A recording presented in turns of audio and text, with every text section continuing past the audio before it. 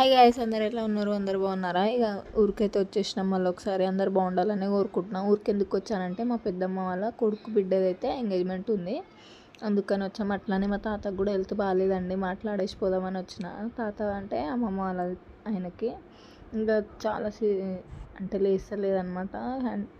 అందుకని వచ్చి మాట్లాడిపోదాము, 2 పనులు అయిపోతాయి ఒకటేసారి అని వచ్చాము. ఇక నైట్ 2:30, 3 అట్లా బయలుదేరితే వచ్చేసరికి 6 అయిపోయిందండి.